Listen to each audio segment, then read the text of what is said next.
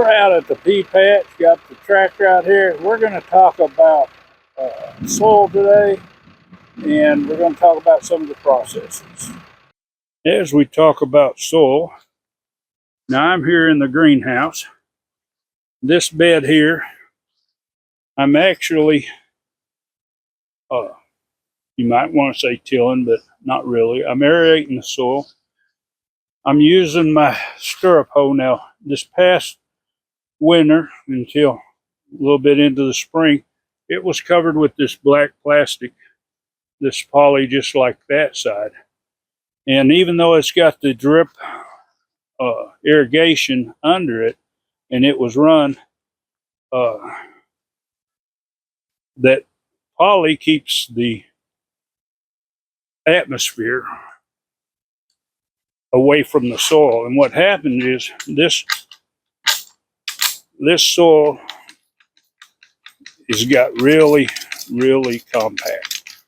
Takes quite a bit of force to get down just a little bit. Now I'm going about as deep as this stirrup hoe will go.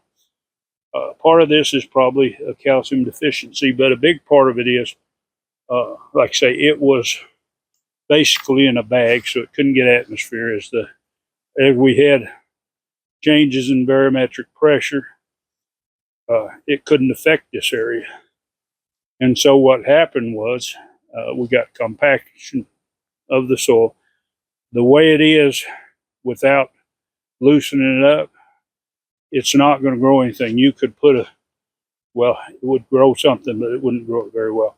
You could put a plant in there, dig a hole, put a plant in there, and it would have a hard time surviving. Some of it is probably due to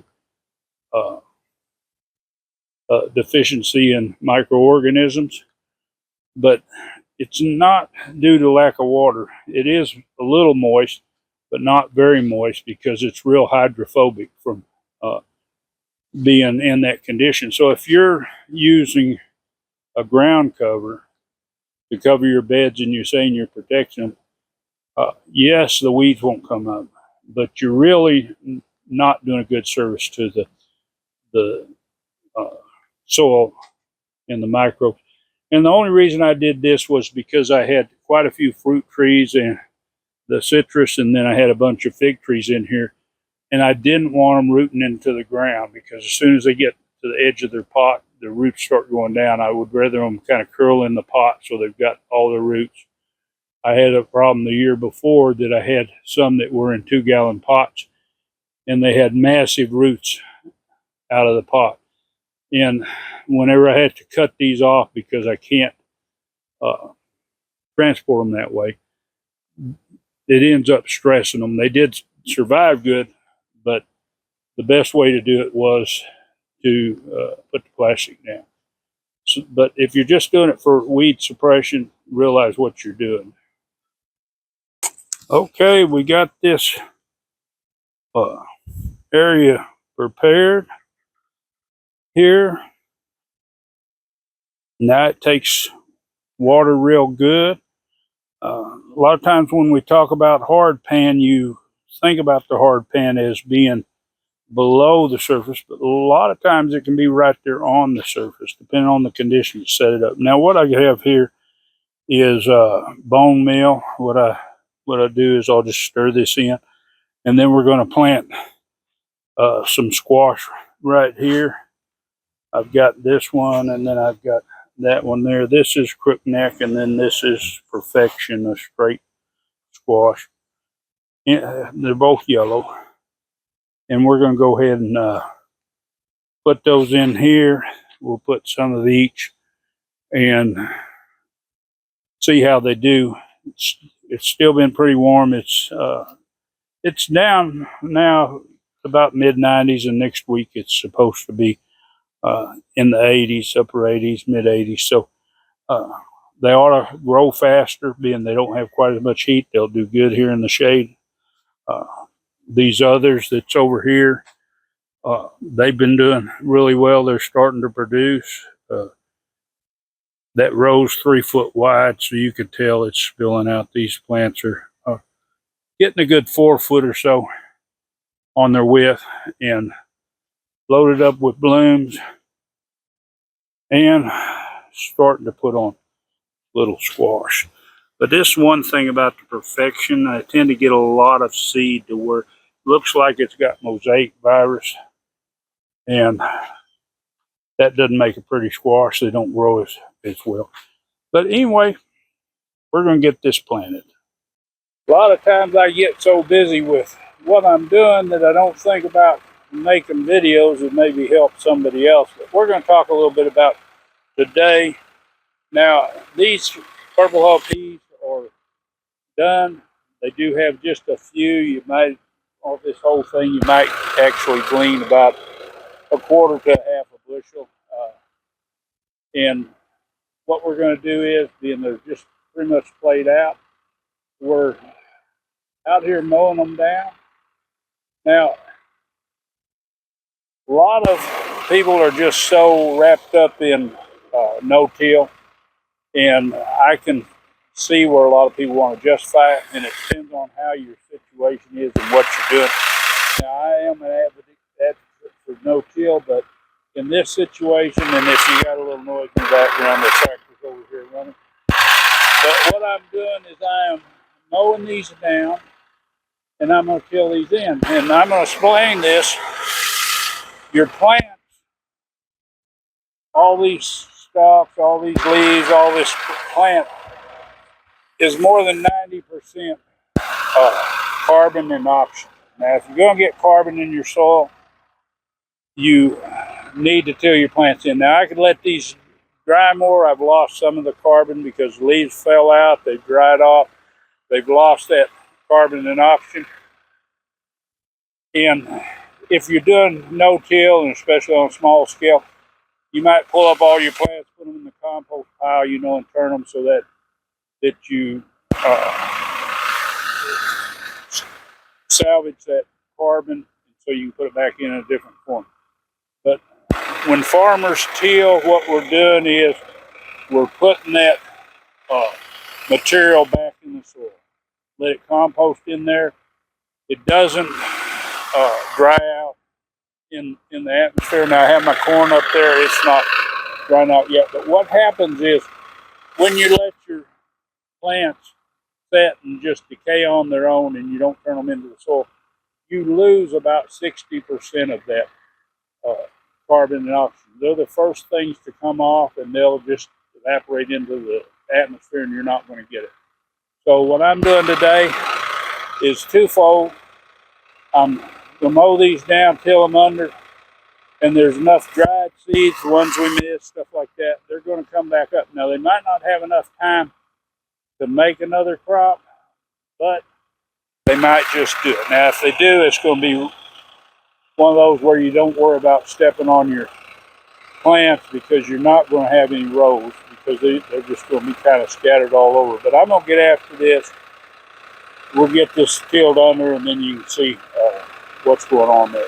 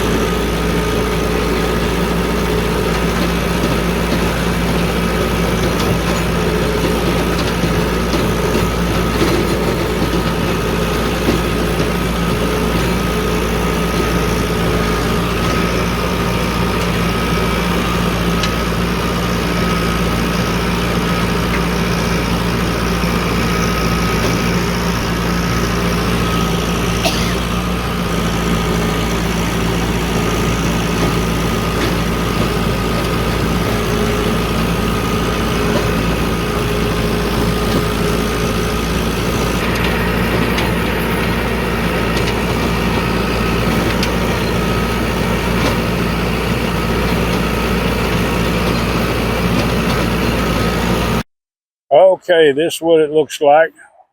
We got a little patch here, and we got a little bit over here. We can't really, we don't really want to do anything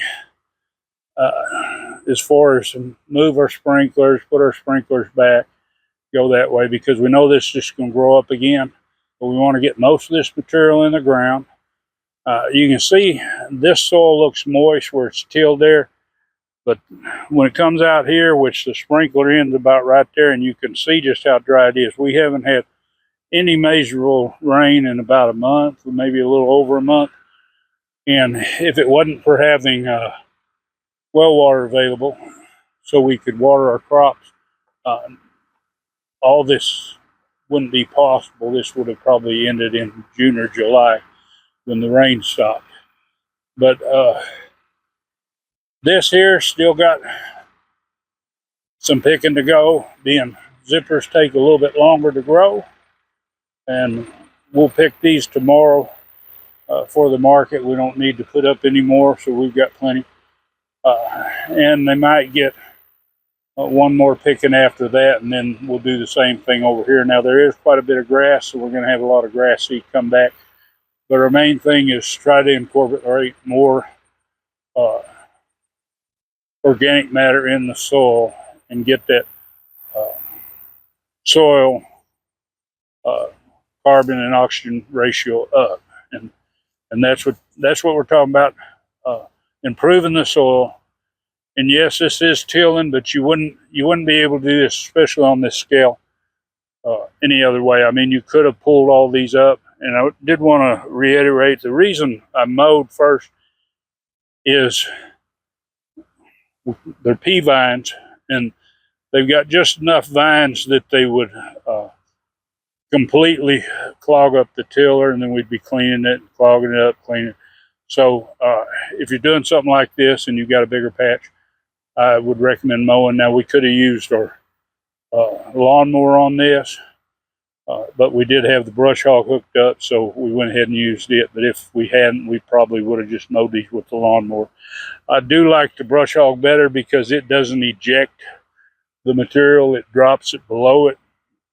It does kind of pile it to one side more than another, but it does drop it below it, so I don't have to worry about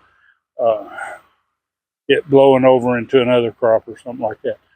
But anyway, I hope this little video, talking about hard pan. Now, earlier in the video, whenever I used stirrup hoe to break up my bed in the greenhouse, afterwards, and of course I went ahead and put some more lime on there. But now it's functioning just like it should. It is real good absorption for water, no runoff. It's not hard at all. It's good and fluffy, and that's what you need if you're going to garden. You need to consider that soil. It's not just NPK. There's a lot of other minerals in there and nutrients that the microbiology in the plant needs, and you need to make sure you address those at the same time. But anyway, I hope this little short video gets you started. You can do your own research, and I encourage you to do research to it, and from multiple sources. That way you're really getting what you need. And if you want to see more about growing, preserving, self-sustaining lifestyle, just hit that subscribe, hit the bell, select all, and of course give it a big thumbs up. And what's the chance you're going to share this video? Enjoy that gardening experience.